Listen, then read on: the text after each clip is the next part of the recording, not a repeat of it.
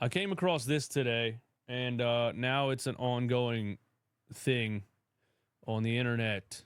And I don't know if this is the original poster, but here's where the debate came from. And you guys give me your opinion on it. Let's settle it now. Prime Harden or Prime D Wade? Y'all know what I'm going to say. This is an obvious answer. One player has multiple NBA championships. One player does not. One player averaged 35, 10, and 8 in an NBA Finals series at 24 years old. See, here's a problem with stuff like this, and I think this says look at this. We let the kids decide. Why are you asking the kids, man? They don't know anything about Dwayne Wade. They didn't watch Dwayne Wade play. Dwayne Wade was so damn good as a young player. His first couple of years in the league, he was incredible. This was the LeBron James draft class. Dwayne Wade was still in the show those first couple of years. LeBron was still LeBron, but Dwayne Wade was a winning player. For whatever reason, Dwayne Wade, the way that he played the game, elevated everybody around him. He was just winning. And he even had a comment on it. Somebody asked him on a podcast about it.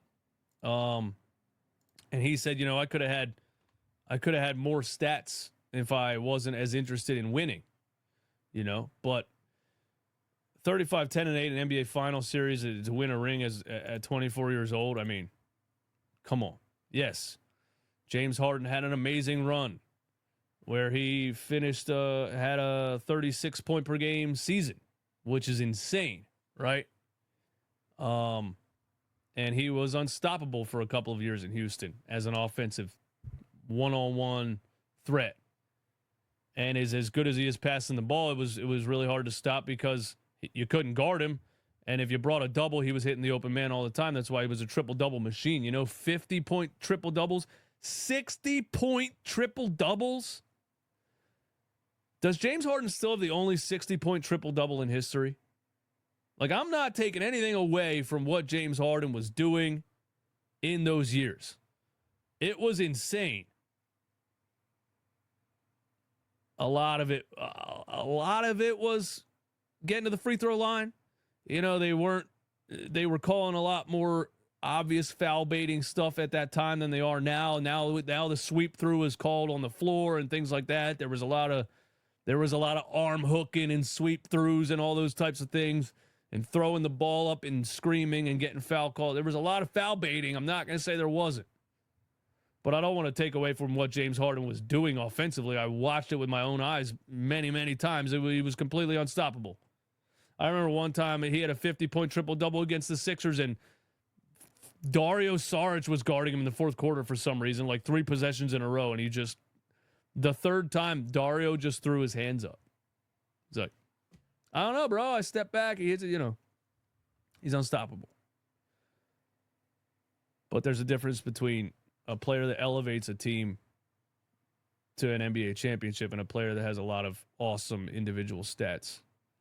Harden never got there. Harden didn't have Shaq. That's an argument too.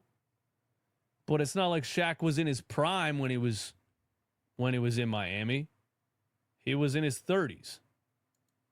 And in the 35, 10, and 8 in the final series, even the Eastern Conference Finals, he led the team in scoring 4 out of 6 games, 25, 32, 35, 31 at 24 years old? Nah. The answer to that is D. Wade. Of course, Aiden Laporta, we know what he's going to say. James Harden is a better playoff performer than Dwayne Wade. This is clickbait. And then he posts James Harden's stats in the playoffs. Numbers aren't everything, man. Numbers aren't everything, man. He knows this. You're further proving my point that it's a team achievement to win a title. It doesn't prove who's a better basketball player. It's also funny how winning a ring ignores a guy missing the playoffs multiple times. He knows what he's doing. That's engagement farming 101. Anybody in the chat disagree with me here? Let me see, man. D-Wade was getting thrashed because he'd take it to the rack like AI, and that shortened his prime, but he's still got way more accomplished, retired with a game winner, too. He did. And it was a different time period, too. You know, players weren't shooting threes like that. Dwayne Wade, I don't think, was a great three-point shooter. How can the NBA get back to players attacking the rim that way? You know what I'm saying? I've said it before. When in the early 2000s, like, we used to be excited to watch an NBA All-Star game because we knew we were going to see a bunch of highlight dunks, and there was just so much of the NBA was high-flying athleticism, and dudes wanted to attack the rim. They wanted to go at the rim and catch a body. They wanted to do that.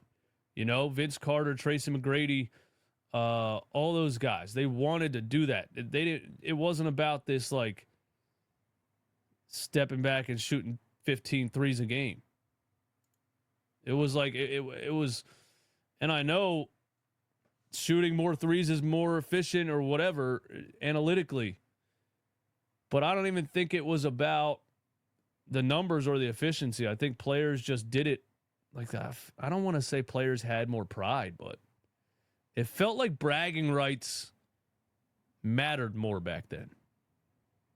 You know what I mean?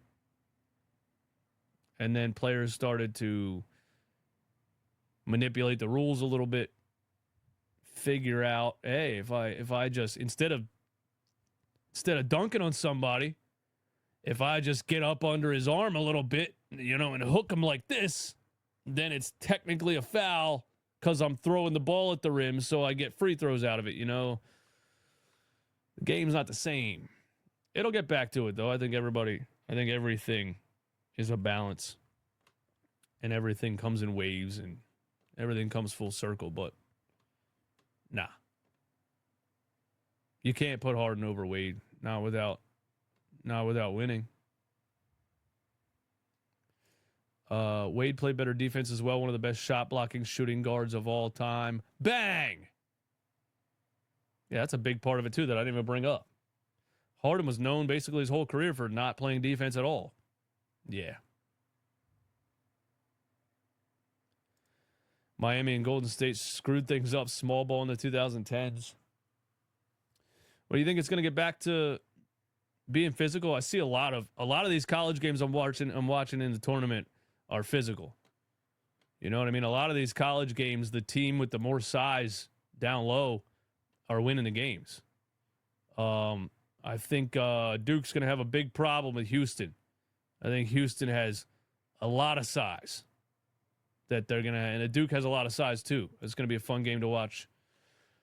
But yeah, maybe it swings back to the game being more physical and, bully ball being more of a thing. I think the NBA also needs to figure out a way to officiate the game more like they officiate it in college, because it's a lot more. Just watching a tournament, it's a lot more fun to watch. When a guy jumps straight up in the paint, right, and an offensive player jumps into him, they just flat out don't call it a foul. It's great. Even if it's marginal, even if the players move, even if the defenders will move, I think there's a little bit more of a leeway in college basketball, right? Same with like Olympic basketball. There's a little more leeway if the defender's moving a little bit. If it's a judgment call, they're just not calling it. In the NBA, if it's a judgment call, they're calling it a foul every single time. And I think that's the problem with the league right now. I think they need to get back to allowing more physicality. And especially if you're jumping away from the rim or just try, if your intention is to draw contact, just don't even call the foul. Hopefully in the next couple of seasons, we see a swing in the other direction.